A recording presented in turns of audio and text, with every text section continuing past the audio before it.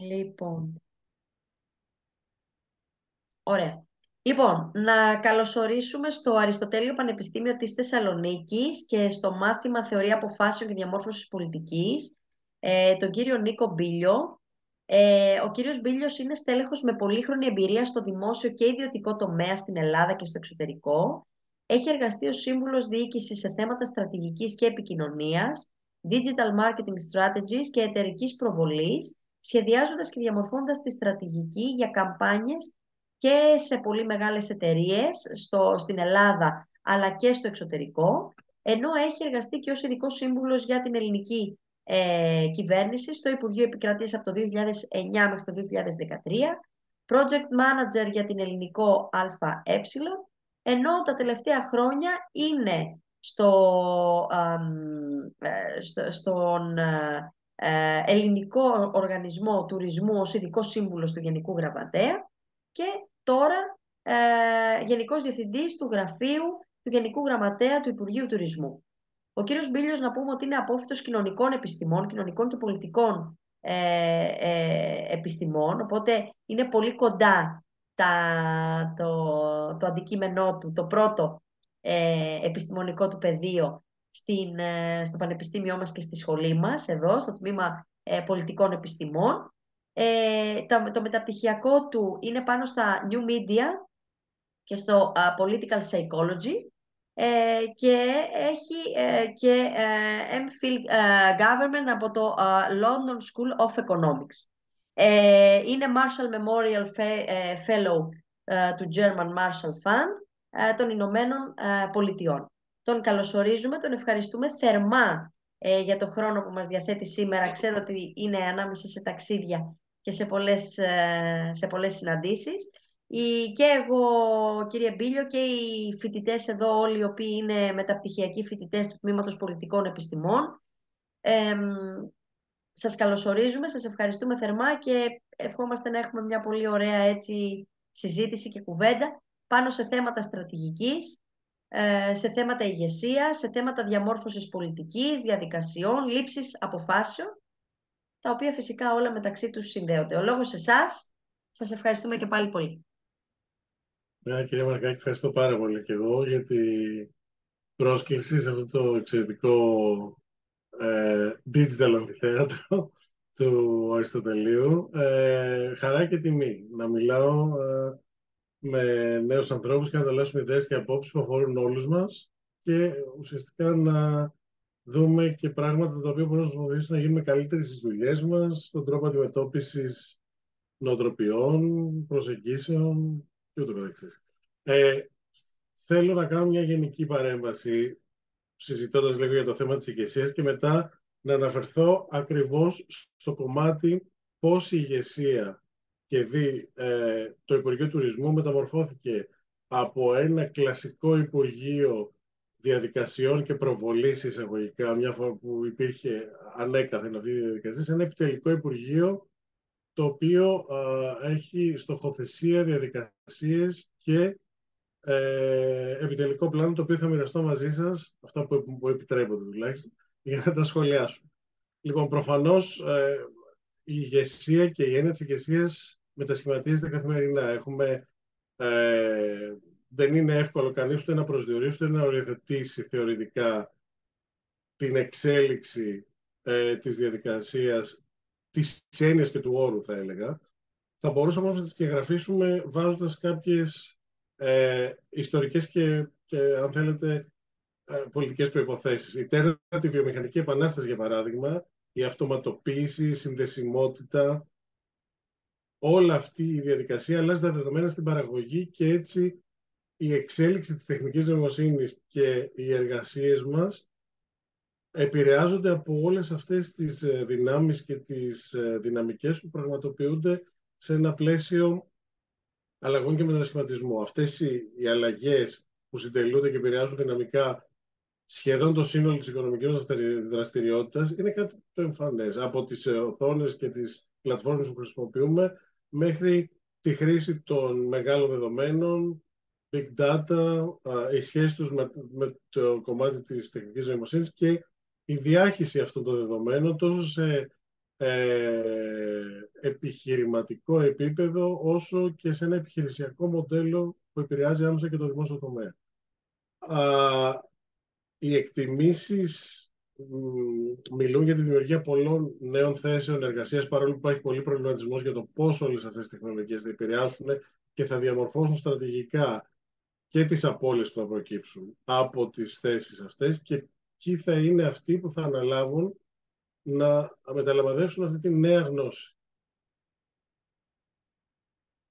Αυτό συμβαίνει τόσο στην αγορά εργασίας όσο και στο εσωτερικό των οργανισμών. Ο ψηφιακός μετασχηματισμός απαιτεί τολμηρές μεταβάσεις και παρεμβάσεις σε δομές, σε συστήματα, σε διαδικασίες και είναι, θα μπορούσα να πω, στρατηγικής φύσεως πρόκληση για όλους εκείνους και εκείνες που θέτουν τις κατευθύνσεις και λαμβάνουν τις αποφάσεις.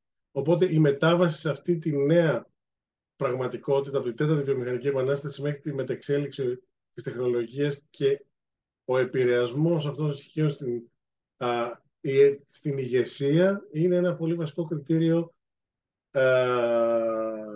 και πρόκληση της ηγεσίας σε μια εποχή μετάβαση. Η κλιματική αλλαγή, η πράσινη οικονομία, η αντιμετώπιση της περιβαλλοντικής κρίσης, που είναι η μητέρα των μαχών. Την Παρασκευή θα μεταβούμε στο Ντουμπάι, όπου γίνεται το COP23, μια από τις πιο σημαντικές συναντήσεις, όχι για διακήρυξη, αλλά για επικύρωση συγκεκριμένων πραγμάτων στο κετρία του πλανήτη, στο πώς πρέπει να αντιμετωπιστεί όχι μόνο η κρίση, η αύξηση της θερμοκρασίας, η άνοδος των θαλασσών, η καταστροφή του φυσικού περιβάλλοντος, αλλά και η ολοένα συχνότερη εμφάνιση όλων αυτών των ακραίων φαινομένων που επηρεάζουν την παγκόσμια οικονομία, δημιουργούν πολυκρίσεις σε συστήματα τόσο σε διεθνές όσο και σε εθνικό επίπεδο, αυτά που ζήσαμε και ζούμε στους τελευταίους μήνες, καθώς και η αναζήτηση πράσινων λύσεων που καθίσταται πια μονόδρομος και απαιτεί από επιχειρήσεις, από κλάδους, την οριστική εγκατάλειψη επιβαρυντικών για το περιβάλλον πρακτικών και την αντιτικοποίηση της προσπάθειας για όλη αυτή τη συζήτηση περί μείωσης του οικολογικού αποτυπώματος. Από τη μια δηλαδή η συμμόρφωση προς τις αξίες της περιβαλλοντικής υπευθυνότητας και ανταπόκριση στα κελέσματα της κοινωνίας και από την άλλη η εκπλήρωση των πράσινων στόχων που έχουν τεθεί από τον ΟΗΕ, από διεθνείς οργανισμούς, σε ευρωπαϊκό επίπεδο, σε διεθνές, όθουν τις εταιρείες σε αλλαγές του επιχειρηματικού τους μοντέλου και συχνά με υψηλότερο κόστος, ιδίως σε ενεργοβόρους κλάδους, όπως η βιομηχανία, οι μεταφορές κλπ. Άρα η κλιματική αλλαγή και η πράσινη οικονομία επηρεάζει τη μορφή της ηγεσίας και την καθορίζει. Η ενίσχυση της πολυπλοκότητας, θα μπορούσαμε να πούμε. Ο εντυνόμενος βαθμός αλληλεξάρτησης, ανακατάταξης των παικτών σε τοπικό και διεθνές επίπεδο. Οι ανταγωνισμοί προκύπτουν ανάμεσα σε συγκρόμενα ή και πολλωμένα, θα μπορούσα να πω, συμφέροντα. Αυξάνουν αυτή την αβεβαιότητα και τη συχνότητα επέλασης και επέλευσης κρίσεων. Ζούμε σε μια εποχή πολυκρίσης. Το multi-crisis concept, το οποίο δεν θα μας εγκαταλείψει ποτέ ουσιαστικά. Και όπως αποδεικνύει και η πρόσφατη εμπειρία, οι κρίσεις αυτές δεν είναι εύκολο να περιοριστούν ή να τύχουν μιας εύκολης μετάβασης, μιας εύκολης διαχείρισης.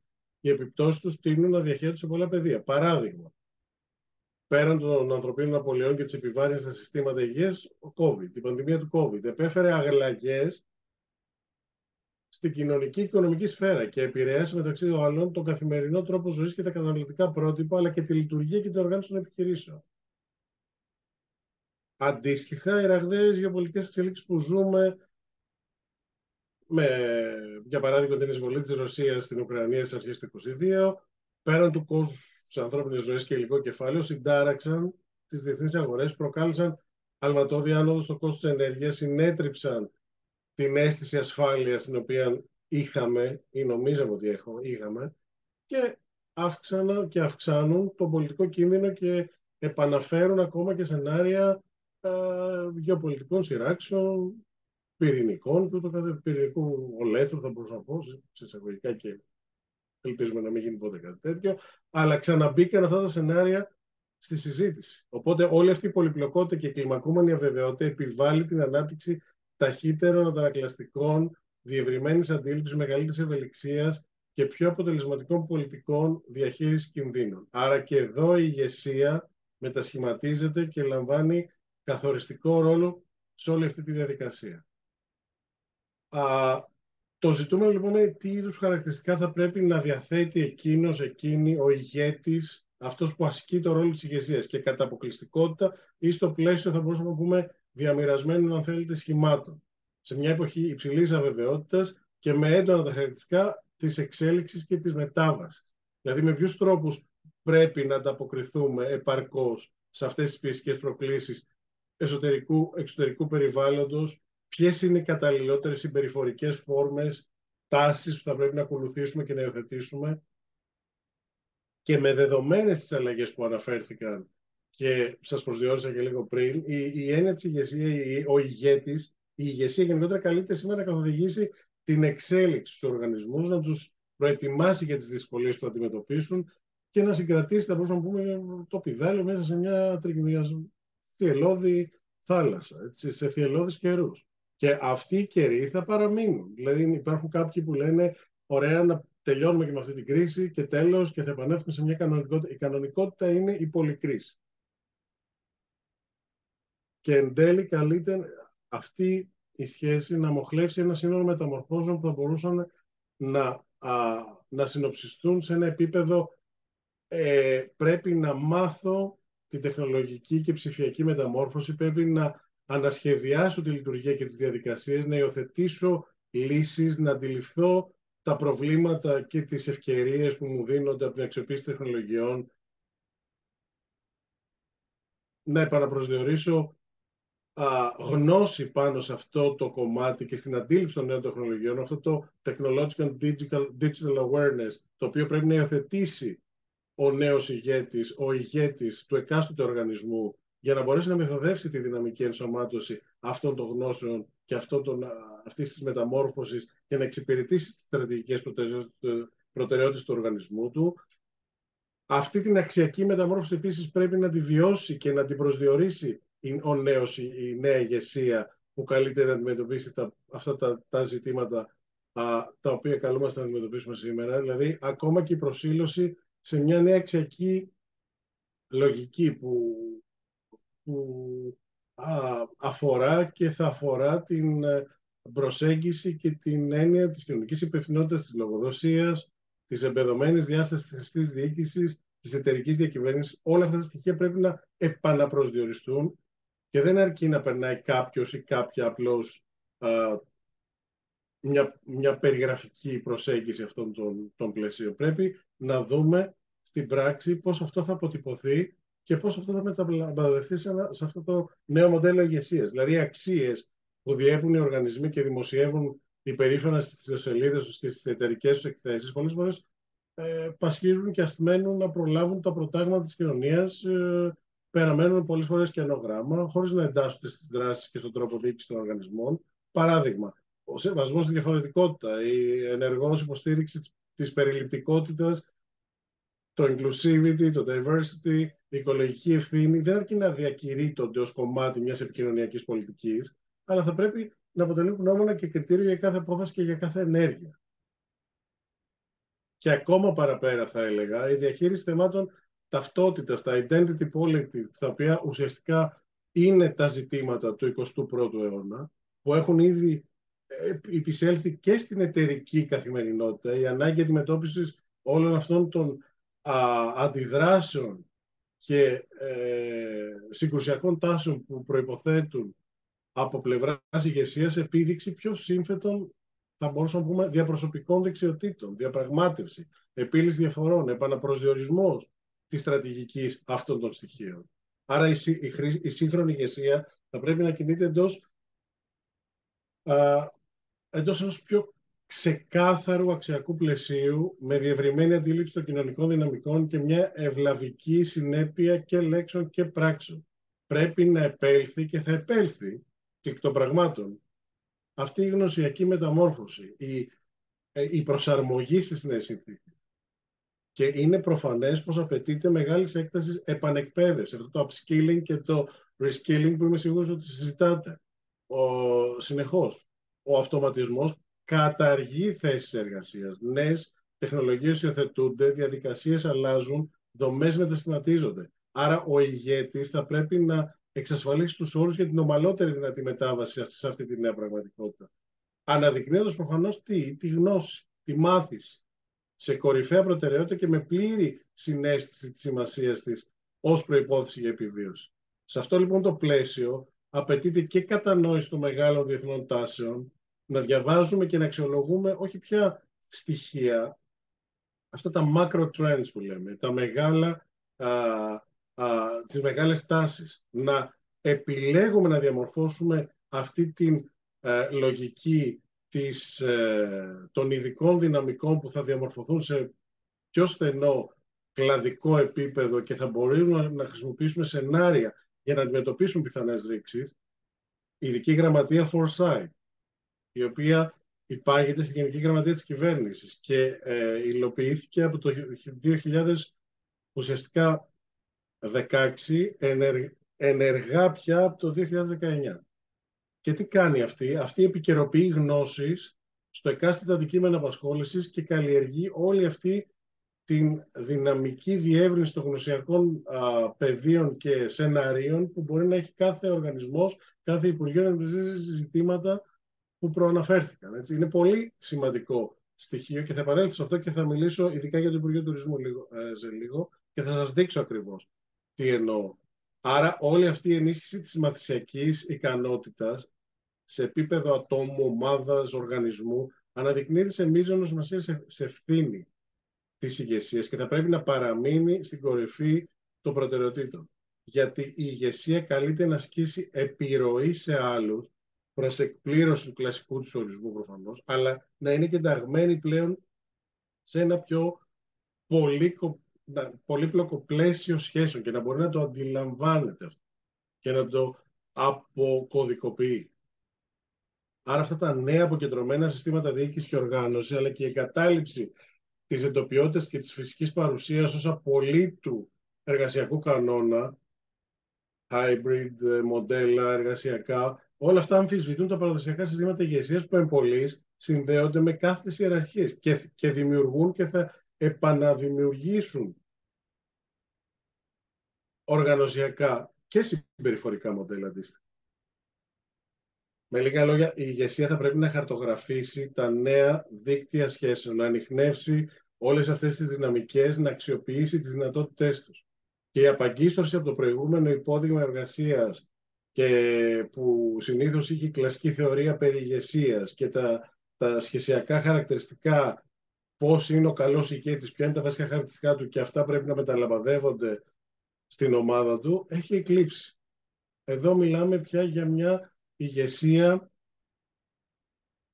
επαναπροσδιορισμού στρατηγικής και με αυτή την εξέλιξη καλείται να παίξει ένα πιο ενεργά συνεκτικό ρόλο συνθέτοντας ή θέτοντας, θα μπορούσαμε να πούμε, τα πλαίσια των συνεργατικών σχέσεων και καλλιεργώντας ωφέλιμα πρότυπα συμπεριφοράς, κουλτούρας σε όλα ένα και πιο αποκεντρωμένο πλέον δίκτυα.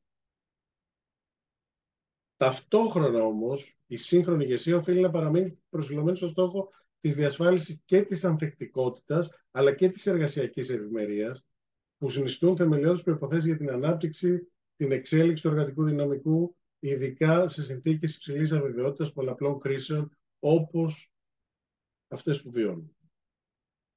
Άρα, συνοψίζοντας, στη σύγχρονη εποχή όλης αυτής της πολυκρίσης των μεγάλων αλλαγών, η ηγεσία μετατρέπεται σε μια πιο σύνθετη άσκηση. Τα νέα δεδομένα την καθιστούν πιο ευάλωτη στην κριτική και στην αμφισβήτηση, αλλά και της προσφέρουν μεγάλο εύρος επιλογών και περιθωρίων δράσης. Η αποτελεσματική ανταπόκριση στο ρόλο της περνάει μέσα από την ικανότητά της να επιδιώκει και να επιτυγχάνει όχι απλώς αναδιατάξεις ή επιμέρους αναδιαρθρώσεις, αλλά δυναμικές μεταμορφώσεις οβιδιακού τύπου, θα έλεγα. Ακόμα λοιπόν και αν έχουν αλλάξει συνθήκες ή τα χαρακτηριστικά της, η ηγεσία παραμένει σημαντική. Το όραμα και οι επιδιώξεις που υπηρετεί και ο τρόπος άσκησης της προσδιορίζουν και πρέπει να προσδιορίζουν σε μεγάλο βαθμό αυτή την επιτυχή λειτουργία των οργανισμών και τις πιθανότητες επιβίωσής τους, ειδικά σε ασταθή περιβάλλοντα όπως σήμερα, όπως αυτά τα οποία θα αντιμετωπίζουμε και θα αντιμετωπίσουμε. Περνάω λοιπόν στο case study. Τι σημαίνει λοιπόν Υπουργείο Τουρισμού? Μια φορά και ένα καιρό το Υπουργείο Τουρισμού ήταν ένα Υπουργείο Δημοσίων Σχέσεων και προβολής μιας χώρας. Πολύ Κύριε, σημαντικό, ναι. κύριε Μπίλιο, συγγνώμη για τη διακοπή. Πώς θέλετε να κάνετε διαμοιρασμό οθόνης? Τώρα Θέλετε να μας κάνω ακριβώς δείξετε? για να σας δείξω αυτό που θέλω. Ωραία, Ναι, ναι, ωραία, βεβαίως. εντάξει. Για να δούμε Σας αν δείχνω γίνεται. λοιπόν αυτό που είναι το επιτελικό σχέδιο δράσης του Υπουργείου. Και τι σημαίνει επιτελικό σχέδιο δράσης? Όλα πια τα Υπουργεία διαμορφώνουμε KPIs με στρατηγικούς στόχους, μετρήσιμους και αξιολογήσιμους τόσο από την ηγεσία όσο και από τους ίδιους τους εργαζόμενους. Αυτό πώς προέκυψε? Παίρνω παράδειγμα το Υπουργείο Τουρισμού. Σε μια νύχτα κλήθηκε το Υπουργείο Τουρισμού να απαιτήσει από τα αρμόδια ευρωπαϊκά όργανα να σχεδιάσουν και να υλοποιήσουν ένα κοινό ευρωπαϊκό μηχανισμό ασφαλούς μετακίνησης τουριστών εντός της Ευρωπαϊκής Ένωσης το καλοκαίρι που ζήσαμε. Έτσι, και να εξετάσει τη σύναψη αντίστοιχων διμερών ή πολυμερών συμφωνιών με τρίτες χώρες για να μετακινήσει τουρίστες, για να δημιουργήσει υγειονομικά πρωτόκολλα, για να μπορέσει, αυτά επί COVID προφανώς, για να μπορέσει να λειτουργήσουν ασφαλώς με πρωτόκολλα ασφαλείας ξενοδοχεία, τουριστικά καταλύματα, κατασκηνώσεις, αρχαιολογικοί χώροι, μουσεία. Άρα λοιπόν έπρεπε να διασφαλίσει την άμεση και αποτελεσματική αντιμετώπιση στοιχείων όπως μια πανδημία, που δεν έχει αντιμετωπίσει ποτέ ξανά, και να εκπονήσει τέτοιου είδους πρωτόκολλα, όπως και να διαμορφώσει ακόμα και διαφημιστικές καμπάνιες τουριστικών επιχειρήσεων για να προωθήσει τον ελληνικό τουρισμό σε κρίσιμες καμπές. Μεταναστευτικό, κρίση, πανδημία, κλιματική αλλαγή και φαινόμενα τέτοιου είδους. Άρα λοιπόν μπαίνουμε σε ένα νέο επιτελικό ρόλο κομβικής σημασίας για την οικονομία και τη χώρα. Αποκτά ένα πρωτόγνωρο για την ιστορία του επιτελικής μορφής ρόλο και θα το δείτε τόσο, βλέπετε φαντάζομαι την οθόνη. Αυτή είναι η δομή, η καταγραφή πια της δομής, αυτή είναι η αποτύπωση της στρατηγικής και των στόχων ανά quarterly, ανά τρίμηνα, εξάμηνα, αξιολογητικά, στη στοχοποίηση και στη στρατηγική αποτύπωση όλων αυτών των στοιχείων. Αυτό που είναι πολύ ενδιαφέρον και βλέπετε εδώ δεν είναι μόνο η προώθηση του ελληνικού brand, είναι η ενίσχυση δεξιοτήτων ανθρώπινου δυναμικού. Όπως βλέπετε εδώ, διαμόρφωση τουριστικού προϊόντος στην έννοια της βελτίωσης της ανταγωνιστικότητας. Διαμορφώνεται πια παρατηρητήριο στόχων και ανάλυση μεγάλων δεδομένων, αυτά τα mega trends που σας έλεγα και πριν, διαμοιρασμό από αντίστοιχα υπουργεία και οργανισμούς τόσο της Ευρωπαϊκής Ένωσης όσο και παγκοσμίως. Στη Σαμακάνδη πριν από 3 μήνες, στο Ουσμπεκιστάν ήταν αυτό, έγινε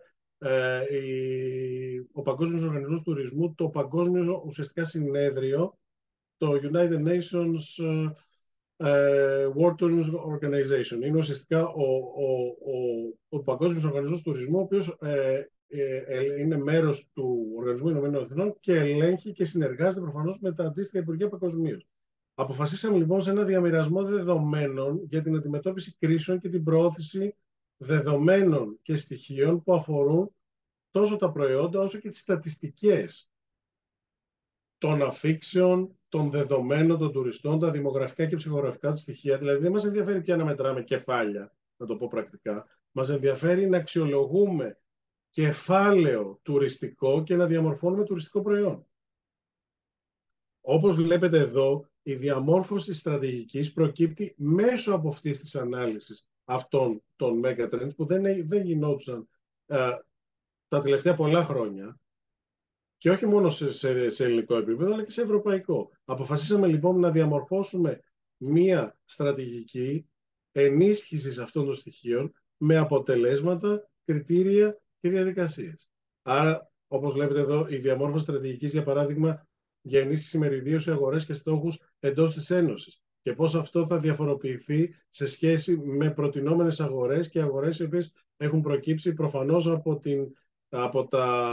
από τη μελέτη αυτών των στοιχείων και την εξέλιξη αυτών των πλαισίων. Βλέπετε εδώ οι αυξήσεις που δυνητικά προσδιορίσαμε και στοχεύσαμε στο να δημιουργηθούν αυτά τα νέα clusters πέραν των παραδοσιακών αγορών. αύξηση, ας πούμε, εισπράξεων από ΗΠΑ και αύξηση πληθυσμού από ειδικές χώρες όπως ο Καναδάς, Αυστραλία, Ηνωμένα Αραβικά Εμιράτα σε σχέση με την ενίσχυση και την εξέλιξη του μεριδίου αγοράς στη συνολική αποτύπωση του κεφαλαίου εργασία, ουσιαστικά ώστε να επηρεάσει θετικά το ΑΕΠ. Όχι μόνο να μετρηθεί η άφιξη και η διαδικασία του ποιοι και από ποιες χώρες. Εδώ βλέπετε οι δράσεις για την προώθηση του τουριστικού προϊόντος και η διάχυση των αρμοδιοτήτων. Και ποιος αναλαμβάνει ποιο χαρτοφυλάκιο, με ποια διαδικασία και πώς θα μεταλαμπαδευτεί αυτή η σχέση. Κρίσιμο ρόλο σε όλη αυτή τη μετεξέλιξη της επιτελικής ηγεσίας είναι η Γενική Γραμματής. Η Γενική Γραμματής είναι η CEO των Υπουργείων.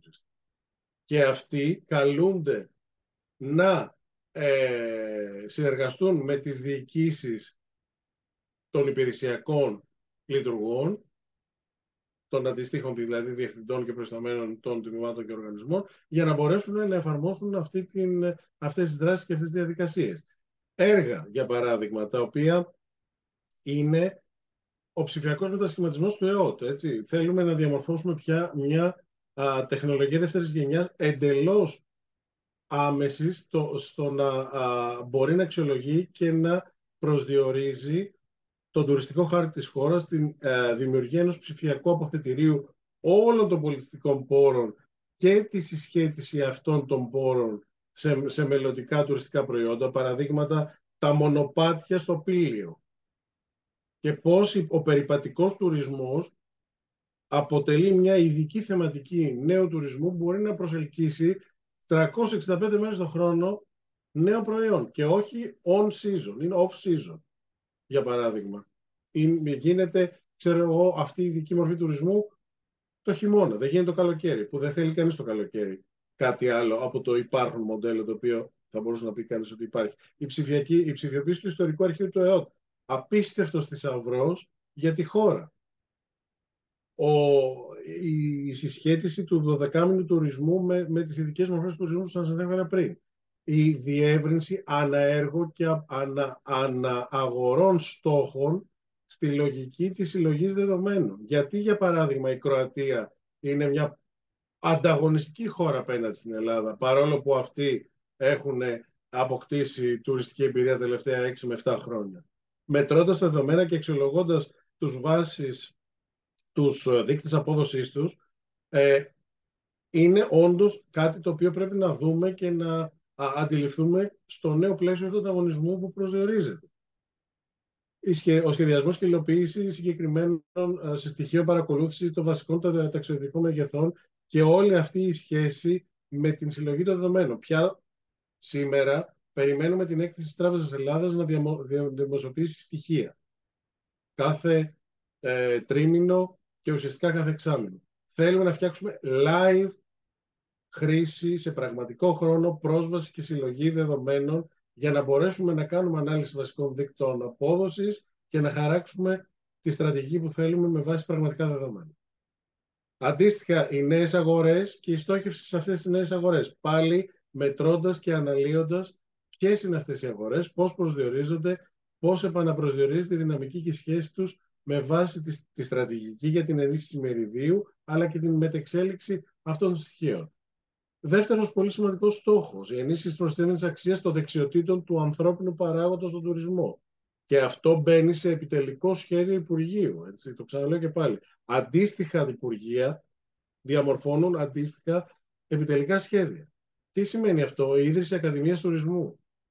Νομικό πρόσωπο δημοσίου δικαίου με σύσταση συγκεκριμένου νομοσχεδίου εντάχθηκε στον νόμο ουσιαστικά του Οκτωβρίου, λίγο που ψηφίστηκε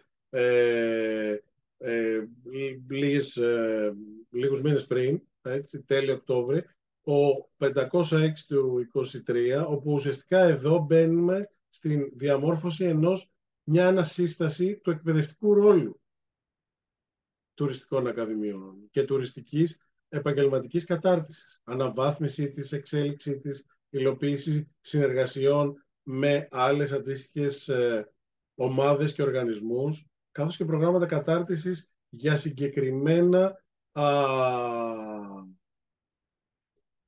για συγκεκριμένους εργαζόμενους και πρόσκαιρα άνεργους στον τομέα του τουρισμού ευρύτερα.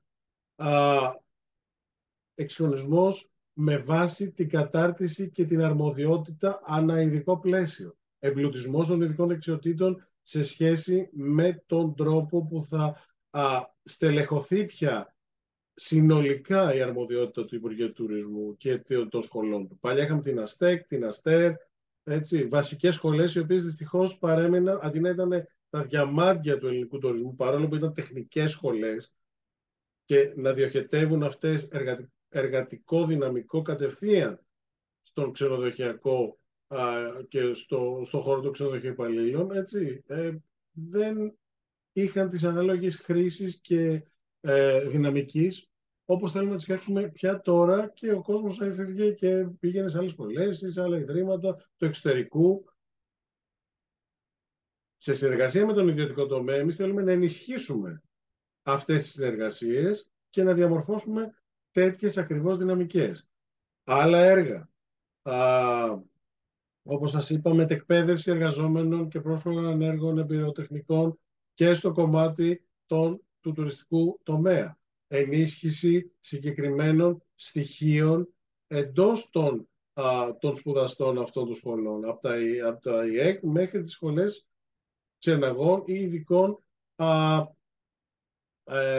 κατηγοριών ή ανθρώπων οι οποίοι φυσικά μετέχουν άμεσα σε όλη αυτή τον εμπλουτισμό του ανθρώπινου δυναμικού, ασχολείται με τον τομέα του τουρισμού. Έτσι.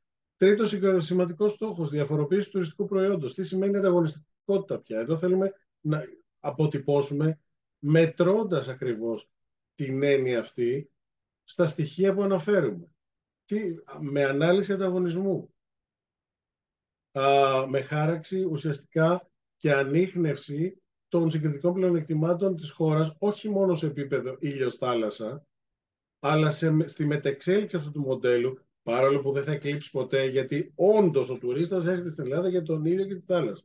Δεν θα αποδομηθεί ποτέ αυτό το μοντέλο, αλλά πρέπει να ενισχυθεί με απότερο στόχο τη βιώσιμη και διαχρονική τουριστική ανάπτυξη. Διαμορφώνουμε παρατηρητήριο βιώσιμου τουρισμού, μετρώντας δείκτες αειφορίας, με βάση και τους στόχους του Οργανισμού Ηνωμένων Εθνών και της αντιμετώπισης στοιχείων όπως υπερτουρισμός, overtourism, έτσι, κάτι που έχει κατακλείσει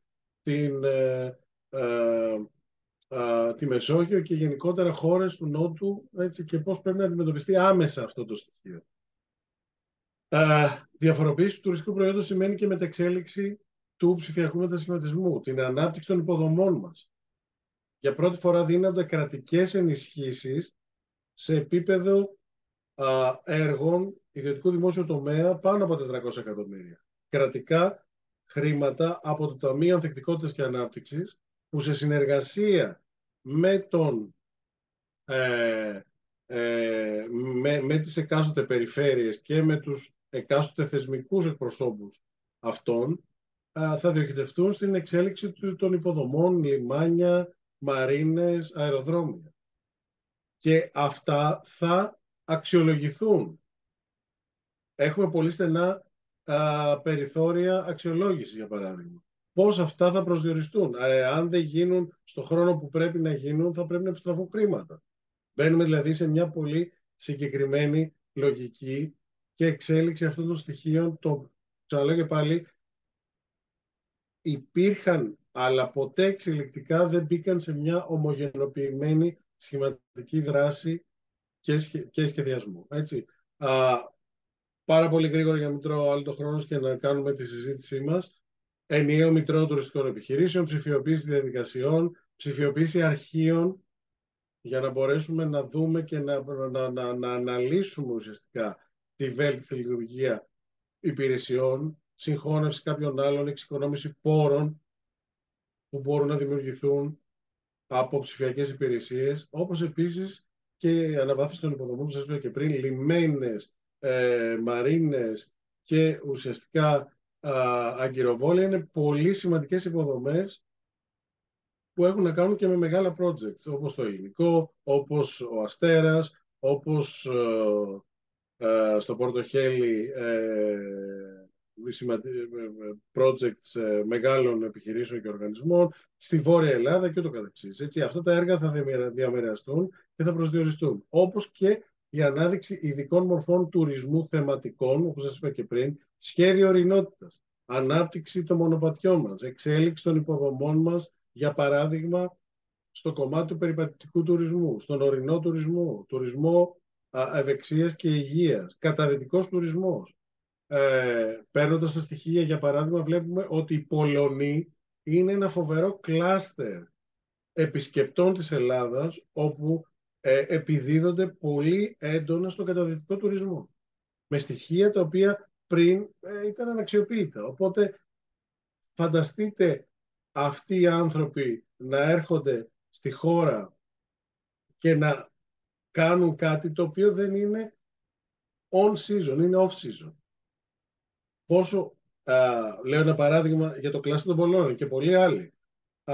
Άρα αυτό βεβαίως σημαίνει χρηματοδότηση, μελέτες, νέα καταδυτικά πάρκα, φορείς, τα οποία τα έχουμε κατατάξει. Βλέπετε εδώ τις δράσεις στο Ταμείο Ανάπτυξης και Ανθεκτικότητας, με συγκεκριμένες ημερομηνίες. Τέλος Δεκέμβρη κατατίθεται οι μελέτες από τους φορείς στους οποίους θέλουν να μετέχουν και ουσιαστικά αρχίζει η εκπόνηση των διαδικασιών μέχρι το 25, δηλαδή πρέπει να παραδοθούν έργα. Αυστηρό χρονοδιάγραμμα από Ευρωπαϊκή Ένωση, από εθνικούς πόρους και από ένα μοντέλο το οποίο συστηματοποιεί αυτή τη σχέση. Έργα λοιπόν θεματικού τουρισμού, πολύ σημαντικό, όπως και προγραμματικές συμφωνίες με χώρες και οργανισμούς που, με τους οποίους μπορούν να συνάψουν πολύ σημαντικές σχέσεις και διαδικασίες. Κλείνω με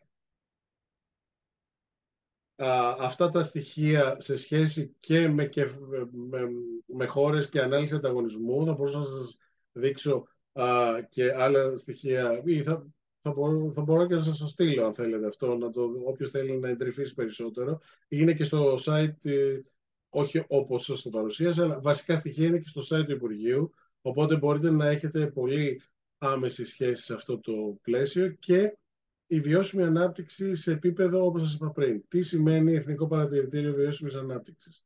Πώς θα προσδιοριστεί και πώς θα αξιολογηθεί αυτή η σχέση? Τι σημαίνει λειτουργία κέντρου έρευνας για συλλογή και επεξεργασία ποσοτικών και ποιοτικών στοιχείων θαλάσσιου και παράκτιου τουρισμού, ειδικά στην περιοχή της Ανατολικής Μεσογείου, η οποία εκτός από γεωπολιτικά σημαντική, είναι και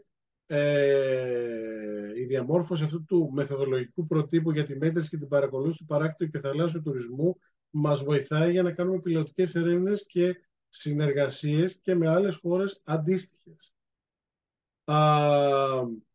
Μέτρηση και παρακολούθηση της βιώσιμης ανάπτυξης ανατομέα και ποιος έχει την ευθύνη υλοποίηση του έργου, όπως επίσης και άλλα έργα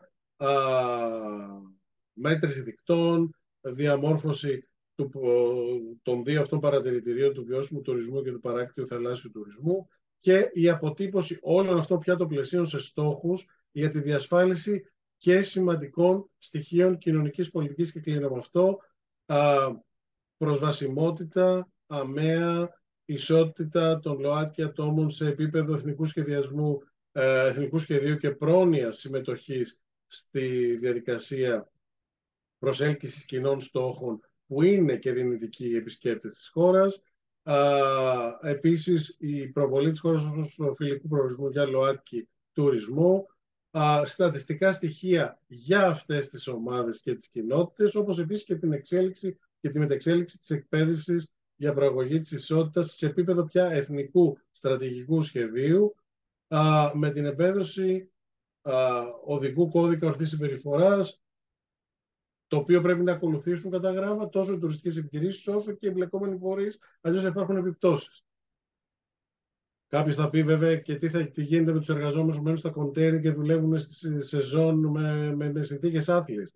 Αυτό ακριβώς το στοιχείο πρέπει να αντιμετωπίσουμε και πρέπει να ενισχύσουμε και να τιμωρηθεί και ποινικά ο εμπλεκόμενος πια, ανεξαρτήτου κατηγορίας και δυνητικής δυναμικής εισαγωγικά. Και προφανώς πολιτικές για την πρόληψη και αντιμετώπιση της παιδικής σεξουαλικής κακοποίησης, της κακοποίησης εν γέννη, πια εντός όχι μόνο μιας προσέγγισης, αλλά εντός ενός σχεδίου και μιας διαδικασία, ένα modus operandi, το οποίο πρέπει να διαμοιραστεί και θα διαμοιραστεί σε όλες τις επιχειρήσεις code of ethics που θα αφορά και θα είναι πάρα πολύ σημαντικό για την τήρηση του. Αλλιώς, όποιος δεν το τηρεί θα έχει τις ανάλογες συνέπειες. Αυτά λοιπόν για να μετατραπεί κάτι, ένα Υπουργείο που είναι προφανώς το νέο Υπουργείο Οικονομίας και Οικονομικών της χώρας, το πλέον παραγωγικό Υπουργείο, με σπουδαιότητα αντίστοιχη του Υπουργείου Οικονομικών και του Υπουργείου Ανάπτυξης και Επενδύσεων. Η μεταξέλιξη λοιπόν αυτού του μοντέλου επιτελικής λογικής είναι, αν θέλετε, και αυτό που πρέπει να δούμε και στην ηγεσία αυτής της εποχής της μετάβασης. Ίσως ο νέος ρόλος της ηγεσίας πρέπει να μας εμπνεύσει και να οραματιστούμε πάνω σε αυτές τις δυναμικές, να μπούμε όλοι οι stakeholders, εκπαιδευτικοί, άνθρωποι της αγοράς, πολιτικοί φορείς και να ενισχύσουμε το μοντέλο αυτό, γιατί είναι το μόνο μοντέλο που μπορεί να μας βοηθήσει στο να αντιμετωπίσουμε τις πολυκρίσεις που δυστυχώς είναι εδώ και θα παραμείνουν. Ευχαριστώ. Βερμπάλης αρκετά. Ευχαριστούμε πάρα πολύ. Όχι, νομίζω, δεν ξέρω, να μας πούν και οι συνάδελφοι εδώ τη γνώμη τους. Στη διάθεσή σας, ναι, ρωτώ τι θέλετε. Έχουμε νομίζω πρώτη φορά μια εικόνα, η οποία το είχαμε συζητήσει, κύριε Μπίλιο, και μαζί. Αρχίζει κάπως αυτή η εικόνα δημόσιων φορέων, οργανισμών κτλ.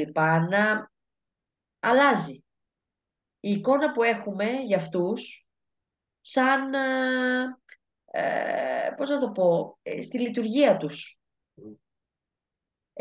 Αρχίζουν να δανείζονται, να το πούμε έτσι, πράγματα από τον ιδιωτικό τομέα. Ακριβώς. Αρχίζουν να μπαίνουν λέξεις κλειδιά, όπως είναι στρατηγικός σχεδιασμός, όπως είναι το business plan, όπως είναι η διοίκηση ανθρώπινου δυναμικού, όπως είναι η εξωστρέφεια, όπως είναι το outsourcing που λέμε. Να δώσεις σε έναν ιδιωτικό φορέα να σου τρέξει μία λειτουργία, γιατί το ξέρει καλύτερα. Είναι εντύπωσή μας ή είναι κάτι που όντως ισχύει?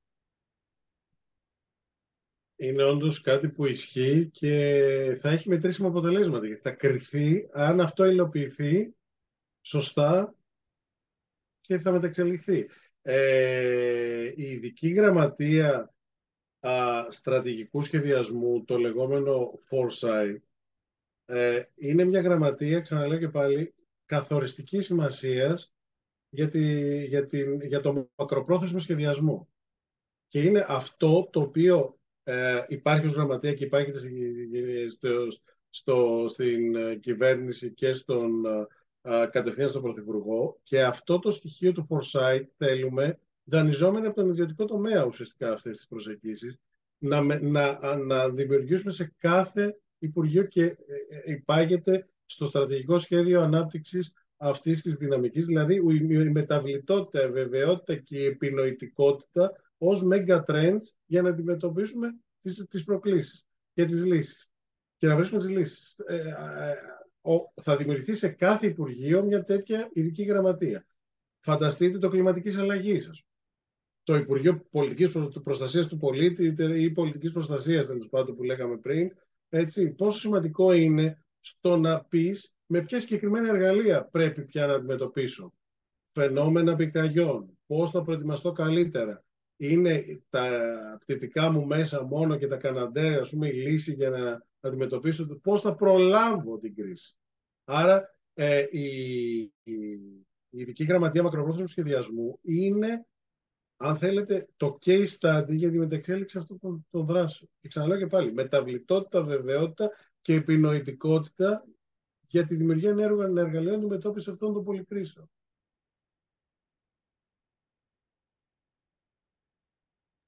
Άρα πάμε σε οργανισμούς οι οποίοι θα λέγαμε προσπαθούν να ανταποκριθούν στη σύγχρονη πρόκληση ότι δεν μπορεί ένας οργανισμός να παραμένει εσαΐ με μια παλιά νοοτροπία, με μια Σωστά. παλιά δομή και φαντάζομαι ότι αυτό αφορά και σε μια ανανέωση και σε μια σχετική προσέγγιση και προσέλκυση ανθρώπινου δυναμικού, Στελεχών, έτσι, ακριβώς. τελεχών.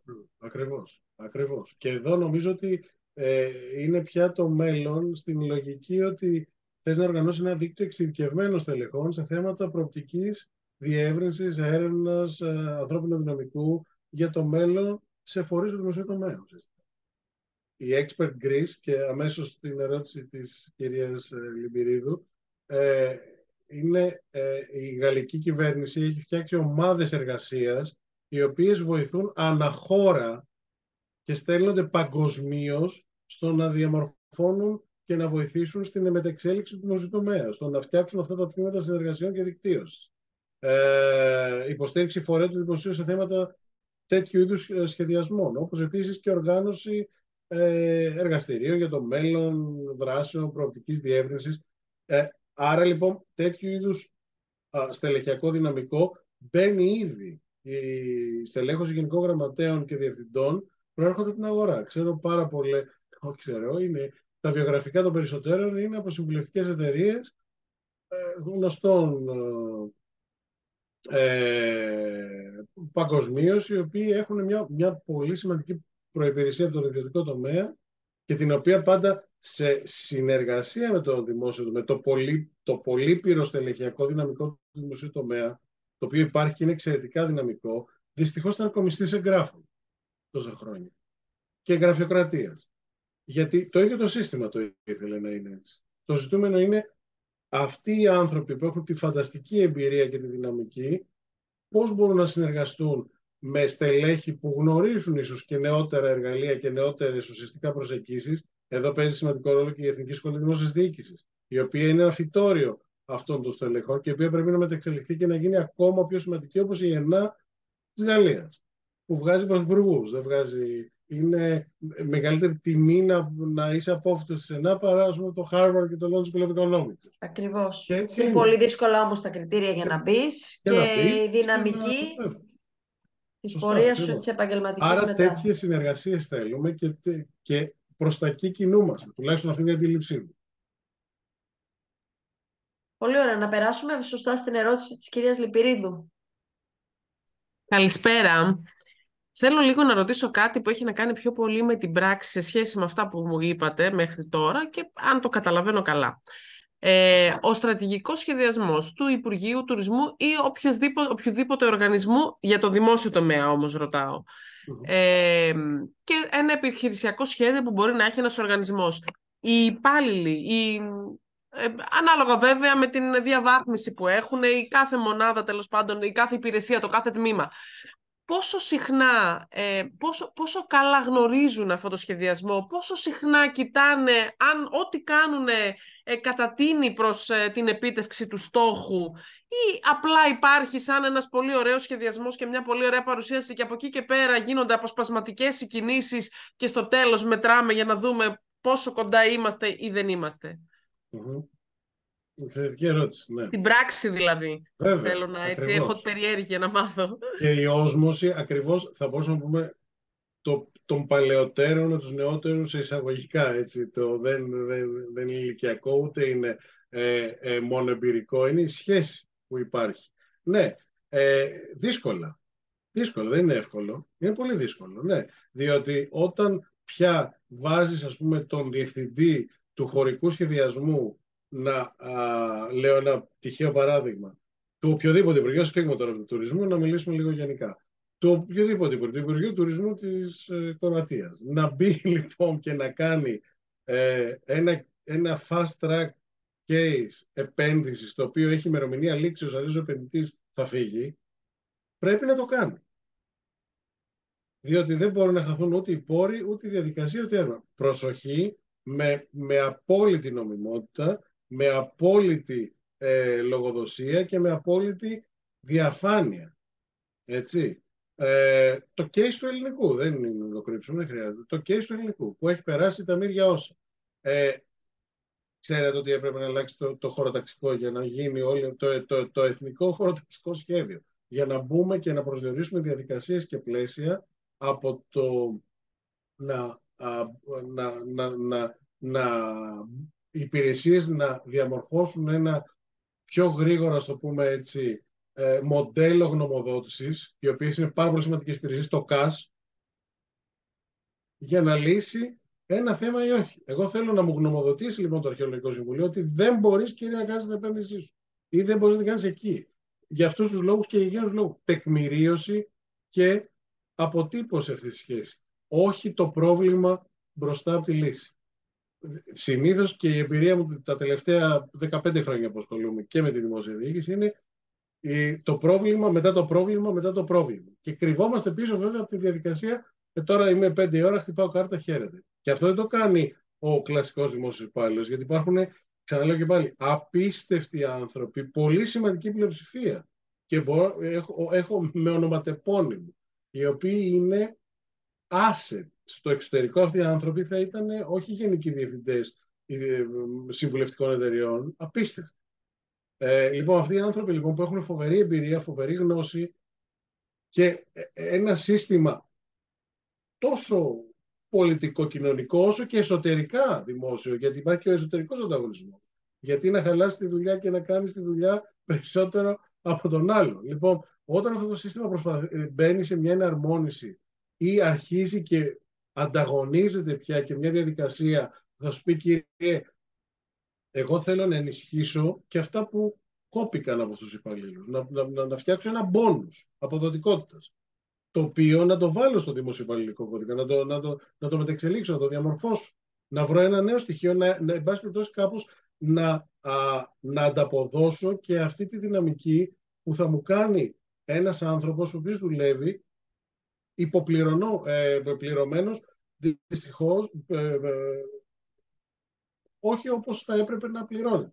Άρα λοιπόν όλο το σύστημα θέλει επανασχεδιασμό.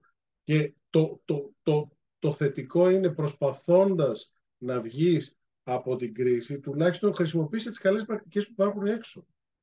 Τίποτα δεν γίνεται σε παρθενογέννηση. Καλές πρακτικές ψάχνουμε να βρούμε. Αλλά να γίνει σχεδιασμός, υλοποίηση και διαχείριση όλων αυτών των στοιχείων πια με μετρήσιμα αποτελέσματα. Προσοχή, όχι ρομποτάκια και μετράμε και εντάξει φύγε, πράγματα τα οποία γίνονται και σε εταιρείες με τραγικό τρόπο, γιατί προφανώς υπάρχει έλλειψη παιδείας και διαδικασιών, έτσι. Αλλά με συγκεκριμένο πλαίσιο. Γίνεται τώρα ένας διαγωνισμός πολύ σημαντικός για κατάθεση όριμων προτάσεων υποδομών λιμανιών και ποιοι είναι αυτοί οι οποίοι αργούν, φορείς οι οποίοι έχουν πολυπλοκότητα στη δυναμική τους. Δημόσια, τοπική αυτοδιοίκηση, ιδιωτικοί φορείς είναι έτοιμοι. Εγώ ξαναλέω, αυτό που πρέπει να κάνουμε είναι να φτιάξουμε τα εργαλεία και να τα βάλουμε να δουλεύουν. Και όχι η οποιαδήποτε πολιτική ηγεσία, εντός του διοικητικού μηχανισμού.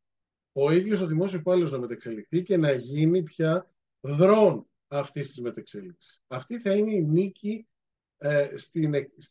στη διαμόρφωση αυτής της στρατηγικής διαδικασίας και μετεξέλιξης δημόσιου τομέα. Και θα συμπαρασύρει και τον ιδιωτικό. Για να μην λέμε μόνο τα αρνητικά, ιδιωτικός, εκτός από συγκεκριμένες διαδικασίες και πλαίσια, ο ανταγωνισμός που υπάρχει εντός μιας εταιρείας και δυστυχώς το μετρήσιμο ποσοτικό αποτέλεσμα του κέρδους αποδομεί τη διαδικασία.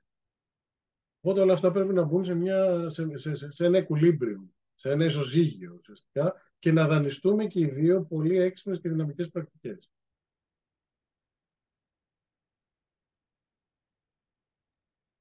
Πολύ σημαντική αυτή η σύνδεση και η διασύνδεση, γιατί γενικά τα τελευταία χρόνια το είχαμε ζήσει αυτό, εσείς του ιδιωτικού, εμείς του δημοσίου. Ακριβώς. Αυτό κάπου λίγο πρέπει να καταλάβουμε ότι είμαστε από την ίδια πλευρά, γιατί όταν τα πράγματα πάνε καλά, η αλυσίδα τραβιέται προς τα Είναι για πάνω όλους, ούτως ή ακριβώς. άλλως. Για όλους, ακριβώς. Για όλους. Πολύ ωραία. Η κυρία Κομνίου, Ροδούλα. Εγώ αυτό που ήθελα να ρωτήσω είναι πάνω στην τοποθέτηση που είπατε πριν για το Υπουργείο Τουρισμού, ότι κάπως λαμβάνει υπόψη ακόμη και τις κακές συνθήκες εργασίας του προσωπικού που εργάζεται στον τουρισμό και στην εστίαση τέλος πάντων. Αλλά θέλω να ρωτήσω, επειδή είχαμε μια συζήτηση με τον κύριο Βερναρδάκη στο άλλο μας μάθημα, πώς μια τέτοια πολιτική, η οποία κατά κάποιο τρόπο είναι οριζόντια, αντιμετωπίζεται από το Υπουργείο Τουρισμού. Δηλαδή, είναι μια πολιτική η οποία πρέπει να υπάγεται στο Υπουργείο Εργασίας. Πώς γίνεται, τέλος πάντων, σε κάθε ένα από αυτά που είπατε, η επικοινωνία μεταξύ των Υπουργείων, ώστε να μπορέσει το Υπουργείο Τουρισμού να υλοποιήσει το στρατηγικό σχεδιασμό του? Ναι, εξαιρετική ερώτηση, εξαιρετική ερώτηση. Γιατί εδώ είναι και το ζήτημα των αρμοδιοτήτων, που είναι ένα κορυφαίο θέμα και επίσης δεν έχει ληφθεί τόσα χρόνια από την ελληνική πολιτεία. Και πριν απαντήσω αυτό, είναι το φοβερό θέμα του ποιος έχει την αρμοδιότητα για το δρόμο, για το πεζοδρόμιο, για το πλακάκι του πεζοδρομίου ή για το φυτό που είναι πάνω στο πεζοδρόμιο. Και εν πάση περιπτώσει έχει έρθει η πλημμύρα και τα έχει σαρώσει όλα. Μέχρι να δούμε ποια είναι η περιφέρεια, ο Δήμος κλπ. Βέβαια.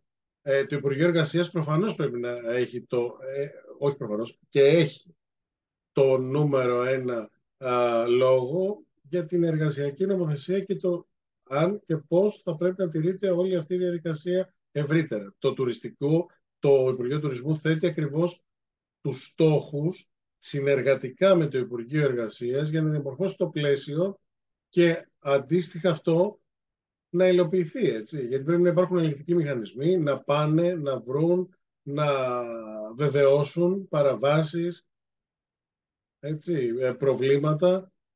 Και εδώ μπαίνει πάλι και το θέμα και της υποστελέχωσης και του πώς αυτό θα γίνει πρακτικά και πώς θα μεταξελιχθεί ουσιαστικά. Αλλά, για παράδειγμα, δεν χρειάζεται πια τον ελεγκτή να πάει, ας πούμε, εκεί στο συγκεκριμένο μέρος. Μπορείς κάλλιστα να παρακολουθείς τη διαδικασία με τέτοιου είδους εργαλεία και με ψηφιακά εργαλεία. Δηλώσεις, σχέσεις των τουριστικών καταλυμάτων με την ΑΔΕ, με τα μηχανήματα ελέγχου των διαδικασιών, των πληρωμών, πόσοι δηλώνονται ως εργαζόμενοι, πόσοι είναι, πώς προσδιορίζονται. Όλα αυτά λοιπόν θέλουν μια συνεργασία φορέων, οργανισμών και υπουργείων. Και πολύ σωστά το θέτεται. Και εκεί έχουμε πρόβλημα, βέβαια. Και πρέπει να το απλουστεύσουμε. Πρέπει να το εξελίξουμε. Πρέπει να απλουστεύσουμε τέτοιες διαδικασίες για να μπορέσουμε να αντιμετωπίσουμε το ζήτημα. Και αν αποδειχθεί ότι δεν έχεις περισσότερους ελεγχθές στο πεδίο, πρέπει να τους αποκτήσεις και να κόψεις από κάπου άλλο ή να επαναπροσδιορίσεις από κάπου άλλο. Γι' αυτό πάλι εδώ έχουμε το θέμα της στρατηγικής. Η έλλειψη πόρων, ας πούμε, που συζητάτε διαρκώς. Μα ποια είναι, διάολη, αυτή η έλλειψη πόρων, να την ορίσουμε. Πόσοι λείπουν από το Υπουργείο Τουρισμού, από το Υπουργείο Εργασίας, ποιοι είναι, θέλουν περισσότερους νομικούς, HR specialist, αναλυτές, κοινωνιολόγους, τι θέλουμε. Αλλά αυτό να το δούμε τεκμηριωμένα για να μπορέσουμε να καταλάβουμε πώς αυτό θα γίνει πράξη και πώς θα υπερβούμε το πρόβλημα. Και κυρίως απλούστευση της διαδικασίας. Έχω πολλούς φίλους οι οποίοι είναι νομικοί, μακριά από δικηγόρους και γιατρούς βέβαια, και το ζητούμενο είναι ότι... Γιατί το λέτε αυτό? Όχι, εντάξει, γιατί δεν είμαι δικηγόρος ούτε γιατρός. Αλλά όχι, εντάξει, είναι αυτή η προσέγγιση στο πρόβλημα να φτιάξω άλλο ένα νόμο είναι η κακοδαιμονία όχι μόνο του ελληνικού δημοσίου, ευρύτερα. Να φτιάξω άλλη μια διαδικασία για να καλύψω το πρόβλημα. Όχι λοιπόν. Έχουμε εξαιρετικούς νόμους να τους εφαρμόσουμε και εξαιρετικές διαδικασίες τις οποίες να τις εφαρμόσουμε ή να τις μετασχηματίσουμε. Όσο πιο απλό, τόσο πιο εξαιρετικό, μου λέγει ο καθηγητής μου στο Πανεπιστήμιο. Όταν ακούς βερμπαλισμούς και αναλύσεις, σημαίνει ότι ο άλλος δεν έχει καταλάβει τίποτα. Και δεν θέλεις να καταλάβει τίποτα. Και πιάνουμε τα αυτή μας έτσι και όχι έτσι. Αυτή είναι η διαδικασία. Πάμε να απλουστεύσουμε λοιπόν τις διαδικασίες, πάμε να λύσουμε τέτοιου είδους ζητήματα και να αναλάβει ο καθένας την ευθύνη του, τεκμηριώνοντας ακριβώς τη σχέση. Το Υπουργείο Εργασίας σε σχέση με τα καταλύματα, σε σχέση με τους οργανισμούς, σε σχέση με την εργοδοσία, το Υπουργείο Τουρισμού, το Υπουργείο Δικαιοσύνης και ούτω καθεξής. Αλλά απλούστευση για τον πολίτη, για την εξέλιξη. Τα ΚΕΠ, που μια φορά και ένα καιρό και πια τώρα το βλέπω το αποξημούν και το κοροϊδεύουμε, τα ΚΕΠ ήταν υπερεπανάσταση μπροστά στο κλασικό ελληνικό δημόσιο πριν από 20 και 25 χρόνια. Και τώρα λέμε ότι παίρνουμε πιστοποιητικό από το gov.gr. Wow! Ναι, είναι wow, ναι, όντως. Είναι πολύ σημαντικό. Ας φτάσουμε όμως και σε άλλα πολύ πιο συγκεκριμένα ζητήματα, τα οποία πραγματικά γίνονται και εφαρμόζονται, και είναι εξαιρετικό αυτό, γιατί ξαναβλέπεις πια και τη σχέση των κλασικών, ας το πούμε έτσι, μονίμων υπαλλήλων με τα νέα στελέχη και τα στελέχη δημόσιας διοίκησης, που προσπαθούν όλοι μαζί να διαμορφώσουν αυτές τις δυναμικές, όχι πάντα με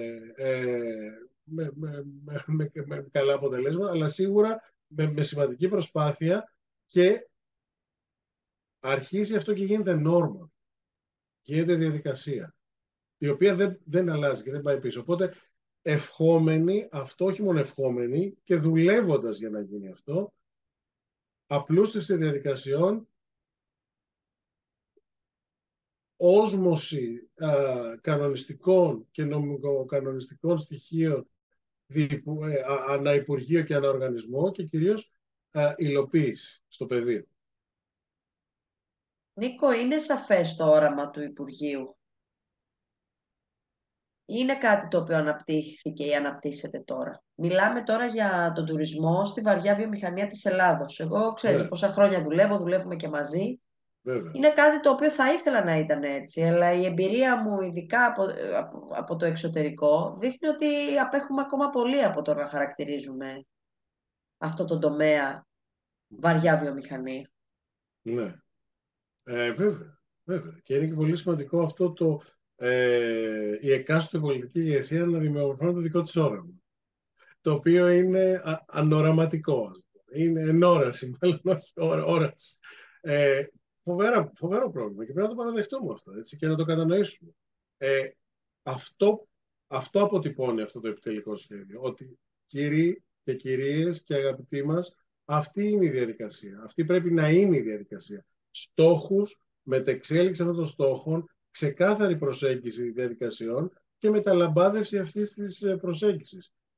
Εντάξει, μακάρι να φτάσουμε σε τέτοιο επίπεδο ωριμότητας, που και οι αλλαγές των κυβερνήσεων, έτσι, θα ακολουθούν ένα στρατηγικό πλάνο, και ήδη ακολουθούν για σημαντικά θέματα, εξωτερική πολιτική και τουρισμό, αλλά και στοιχεία που έχουν να κάνουν με την εθνική άμυνα. Υπάρχουν τομείς που πραγματικά έχουμε αγγίξει ενδιαφέροντες, έχουν φτάσει σε πολύ καλό σημείο, παρόλες τις κρίσεις και τα προβλήματα που αντιμετωπίσαμε σαν πολιτικό σύστημα και σαν χώρα όλα αυτά τα χρόνια. Έτσι, και θα αντιμετωπίσουμε.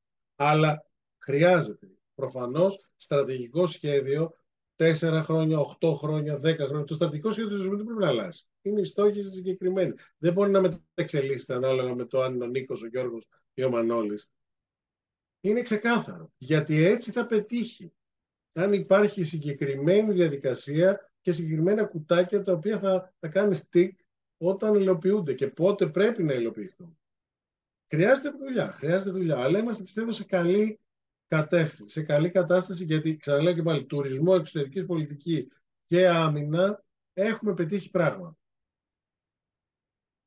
Μένει να τα δούμε και στην παιδεία και σε άλλους τομείς και στην υγεία. Παιδεία, τα πολύπαθα αυτά παιδεία της χώρας μας, που στην ουσία στέλνουν τους καλύτερους επιστήμονές μας στο εξωτερικό, να στελεχώνουν φορείς και ιδιωτικούς και δημόσιους έξω, ενώ τη γνώση την έχουν πάρει και έχουν χτίσει αυτό που έχουν χτίσει στην Ελλάδα. Και όμως δεν είναι εδώ. Έτσι. Είναι όμως πολύ αισιόδοξο. Νομίζω, αγαπητοί συνάδελφοι, δεν ξέρω αν υπάρχει άλλη ερώτηση ή κάποιο άλλο σχόλιο. Ναι. Η κυρία Σιδηροπούλου. Καλησπέρα. Εγώ μόνο να ρωτήσω αν το Υπουργείο έχει καμία σχέση με τις δύο σχολές που υπάρχουν στη Ρόδο και στον Άγιο Νικόλαο, νομίζω. Ναι, η ΑΣΤΕ και η ΑΣΤΕΡ. Ναι. Αυτό που είπα. Νομίζω έχει άμεση σχέση με το δικό σας Υπουργείο και όχι με το Υπουργείο Παιδείας.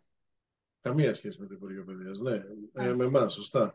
Η ΑΣΤΕΚ και η ΑΣΤΕΡ. Και ναι, αυτές οι σχολές χρειάζονται να επαναπροσδιοριστούν πια στον 21ο αυτό είναι. αιώνα ως σημαντικές σχολές, αυτό που σας έδειξα πριν. Έχει προσδιοριστεί στο νέο νόμο που θα καταδεθεί μετά τις γιορτές η αναβάθμιση αυτών των σχολών σε ακαδημιών Ακριβώς. τουριστικού προσωπικού. Γιατί εδώ τα Κάτι το παιδιά. οποίο ήταν αίτημα και των σπουδαστών και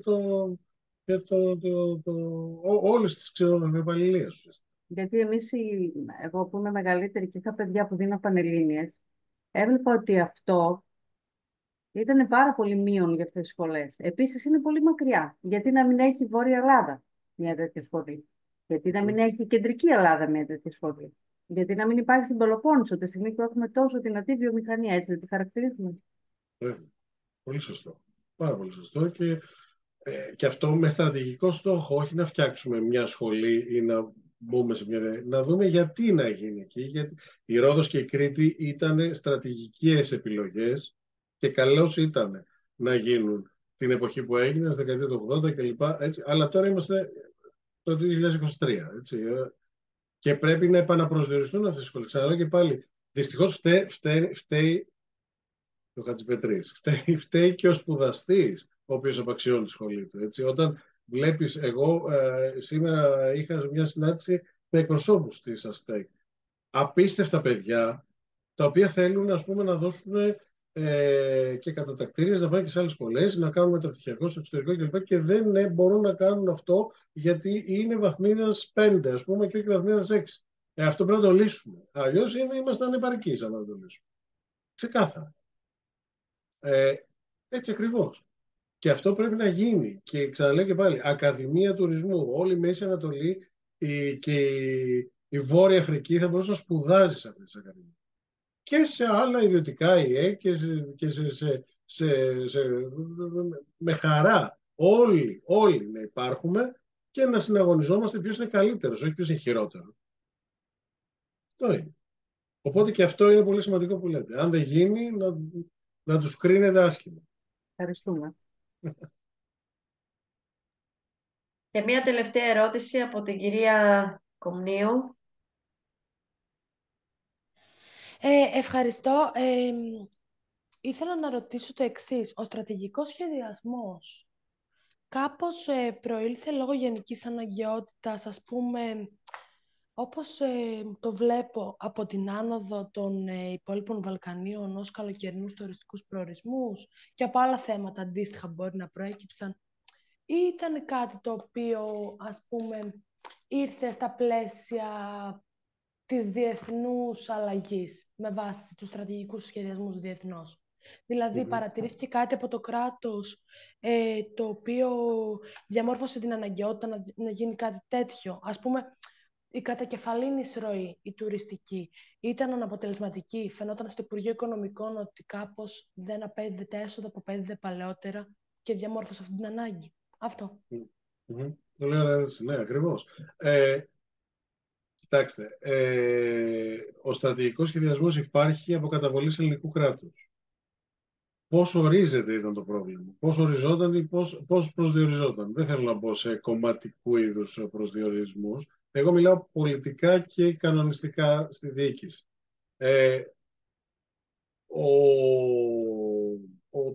Ο στρατηγικός σχεδιασμός στη Γαλλία και στην Αγγλία, τα risk units management που υπάρχουν σε κάθε υπουργείο στην Αγγλία, ας πούμε, που δεν είναι και πολύ δημοφιλής χώρα τις τελευταίες μέρες,